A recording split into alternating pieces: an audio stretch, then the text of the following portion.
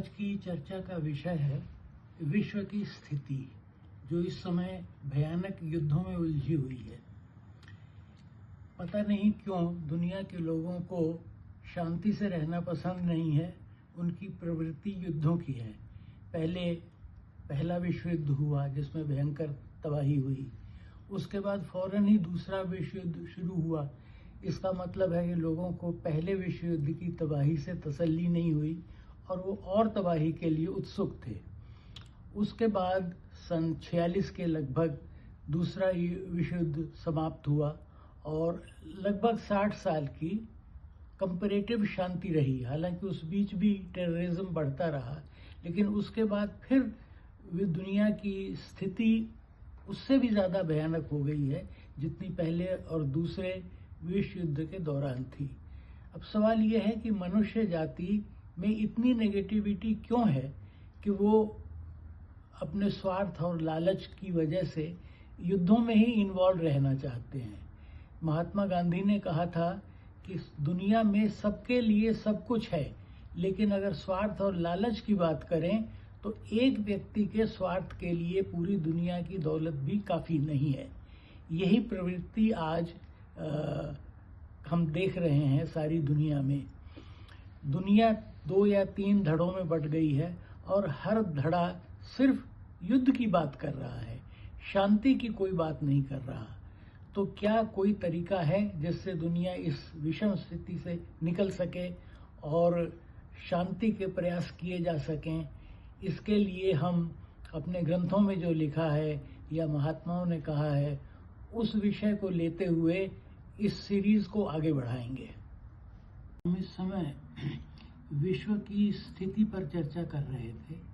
पिछले एपिसोड में हमने कहा था कि इस समय दुनिया में जो स्थिति है वो दूसरे विश्व युद्ध से भी ज़्यादा भयानक है। इसमें लगभग दुनिया के सभी देश शामिल हैं और सब युद्ध की बात कर रहे हैं, कोई भी शांति की बात नहीं कर रहा। तो क्या ये स्थिति पहले से बता दी गई थी, हमारे ग्रंथों में लिखी हुई है, या महात्माओं के लेखों में लिखी हुई है, या कुछ भविष्यवक्ता जैसे नास्ट्रेडामस हुए, या और दुनिया में ग्रंथ जिनमें भविष्य दिया है, क्या उसमें स्थिति दी है? तो हमने इस विषय पर रिसर्च की है और पाया है कि वास्तव में ये स्थिति भविष्य के बारे में बहुत पहले लिख दी गई थी। क्राइस्ट के पैदा होने से करीब 2000 साल पहले ओल्ड टेस्टामेंट लिखा गया था। ओल्ड टेस्टामेंट का हिंदी अनुवाद इस समय अवेलेबल है और वो मैंने उसको पढ़ा है। तो उसमें कुछ बातें लिखी हैं जो कि उस समय कोई सोच भी नहीं सकता था। उसमें लिखा है कि इज़राइल गाज़ा को डिस्ट्रॉय कर देगा। उस समय ना तो इज़राइल कहीं था और ना गाज़ा था। उसमें ये भी लिखा है कि एक्रोन शब्द लिखा है कि एक्रोन उजाड़ दिया जाएगा। उसका मतलब यूक्रेन से है। आज भी वो स्थिति है जबकि उस समय कोई यूक्रेन नहीं था। उसमें ये भी लिखा है कि इज़राइल फ़लस्तीन देश से फ़लस्तीनियंस को बाहर निकालने की कोशिश करेगा। वो भी आज हो रहा है। हालांकि इन ग्रंथों में सिर्फ यही भविष्यवाणियाँ नहीं हैं, बहुत सी बातें लिखी हैं, लेकिन भविष्य के बारे में जो लिखा जाता है वो इस तरह लिखा जाता है कि समय आने पर जिनकी किस्मत में हो वो उसे समझ सके। तो इसलिए सैकड़ों बातों में से हमने छांट कर ये बातें ढूंढी हैं कि भविष्य बताया गया है और बताया जा सकता है। अब सवाल ये है कि भविष्य क्यों बताया जा रहा है? क्या कुछ महात्मा या देवी शक्तियाँ हमें बताना चाहती हैं कि इस विषय पर ध्यान देने की ज़रूरत है और तब ये तबाही रोकी जा सकती है?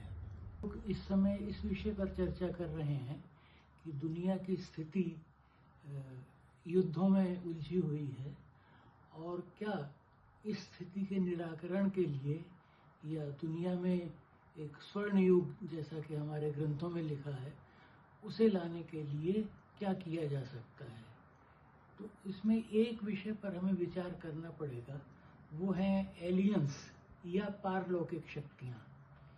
यहाँ हम एलियंस से मतलब दूसरे ग्रहों से आए हुए प्राणियों से नहीं है, उन शक्तियों से है जो चेतना के रूप में हमारे बीच में विद्यमान है। जैसे कुछ 1000 साल पहले या कुछ 100 साल पहले कुछ व्यक्ति हुए जिन्होंने अपना जीवन पूरा जी लिया, और उसके बाद वो उनकी आत्मा आज भी अपना काम कर रही है और इंसानों को संदेश दे रही है अपने हिसाब से। उसमें पॉजिटिव पावर्स और नेगेटिव पावर्स दोनों हैं। तो ऐसे कई शक्तियों से मेरा व्यक्तिगत संपर्क है, और ये पता चलता है कि वो मनुष्य जाति की भलाई के लिए, या अगर नेगेटिव पावर्स हैं तो बुराई के लिए, अपने अपने कामों में अपने अपने तरीके से मशगूल हैं। लेकिन इसमें कोई शक नहीं है कि ऐसी शक्तियाँ चेतना के रूप में हमारे बीच विद्यमान हैं, और वो दुनिया के लोगों से संपर्क भी करती हैं और इस बात के पूरे सबूत देती हैं कि जो वो कह रहे हैं वो वास्तविकता है और उस पर ध्यान दिया जाए। मुझे ऐसे एक महात्मा मिले जो कि पिछले जन्मों से के बारे में जानते थे। उन्होंने मुझे बताया कि ऐसी शक्तियां हैं और वो एक जगह है शंभल में, वहाँ हैं और उनसे संपर्क किया जा सकता है। उसकी विधि उन्होंने मुझे बताई, मैंने वो विधि सिद्ध कर ली और उसके बाद उन शक्तियों से मेरा संपर्क हो गया। और वो ये लगातार बता रही हैं कि दुनिया महाविनाश की तरफ जा रही है और उसे किस तरह बचाया जा सकता है। उसकी पूरी योजना उन्होंने हमें बताई है, जो कि हमें दुनिया के सामने रखनी है। आप अपने एक्स्ट्रा टेरेस्ट्रियल इनकाउंटर्स के बारे में कुछ बताइए। एक्स्ट्रा टेरेस्ट्रियल इनकाउंटर्स की सब्जेक्ट मेरा इतना वास्ट स्टडी है कि उसमें मैं बोलने लगूं तो 10 दिन बोलता चला जाऊंगा। लेकिन उसमें मेरा कुछ न कुछ कनेक्शन ज़रूर था, क्योंकि जिसे हम एक्स्ट्रा टेरेस्ट्रियल कहते हैं वो चेतना है, कॉन्शसनेस है, और ऐसी कई कॉन्शसनेस के ग्रुप्स हैं। जैसे जैनियों के जो महात्मा हुए उनका ग्रुप अलग है, वो 700-800-1000 साल पहले थे, लेकिन वो चूंकि महात्मा थे, उन्हें लोगों को कुछ बताना था, तो उनका ग्रुप अलग बन गया। बौद्धों का ग्रुप अलग बन गया, क्रिश्चियंस के अलग, वो ग्रुप वाकई हैं और वो जो भी उनसे संपर्क कर सकता है उनसे संपर्क करते हैं और बताते हैं। अब इसमें बहुत से लोग हैं जो कि डिवाइन पावर से कनेक्टेड हैं, और मेरे पास उन सब ने एक अपने तरीके से, जैसे मुझे एक महात्मा ने बताया कि अगर आप उनसे कांटेक्ट करना चाहते हैं तो ये मंत्र है, इसको सिद्ध करिए और एक कागज रख दीजिए। तो उस कागज पे अपने आप तस्वीर बन जाती थी, और ऐसी ही मेरे पास तमाम तस्वीरें बन चुकी हैं। तो उसमें एक इंस्टेंस में बताऊंगा कि एक बुजुर्ग आदमी की तस्वीर बन गई जो मैंने कभी पहले देखा नहीं था, 60-70 साल का लग रहा था। तो मैं हैरान हुआ कि भाई किसकी तस्वीर है, लेकिन अब डिवाइन पावर्स ने भेजी है तो कोई ना कोई इसका पर्पस होगा। 2 दिन बाद उसका मेरे पास फोन आया। उसने कहा कि मैं जेमिनी राममूर्ति बोल रहा हूँ। भारत में पहले जेमिनी स्टूडियो सबसे बड़ा स्टूडियो हुआ करता था इंडिया में, वो मिस्टर SS वासन द्वारा एस्टेब्लिश किया गया था, और राममूर्ति जी उसके चीफ एग्जीक्यूटिव ऑफिसर थे। तो उन्होंने जब SS वासन की डेथ हो गई तो उसके बाद लोगों ने कहा कि आप संभाल लीजिए इसको। उन्होंने कहा नहीं, मेरा कुछ डिवाइन कनेक्शंस है, मुझे डिवाइन पावर्स ने कुछ काम सौंपे हैं, मुझे वो करने हैं, इसलिए मैं ये नहीं करूँगा, वो काम करूँगा। तो मैंने कहा जेमिनी राममूर्ति जी, आपने मुझे कभी देखा है, मेरे बारे में कभी सुना है, फिर आपको फ़ोन नंबर कहाँ से पता चला? उन्होंने कहा कि मेरी डिवाइन पावर मेरे सामने आ गई और उसने कहा कि हमने अशोक घई नाम के एक आदमी को काम सौंपा है, आप उनकी मदद करिए और उनका फ़ोन नंबर ये है। तो डिवाइन पावर्स ने दुनिया की इतने बड़ी हस्ती है, मतलब वो फिल्मों से रिटायर हो चुके हैं, लेकिन उनका नाम आज भी बहुत है।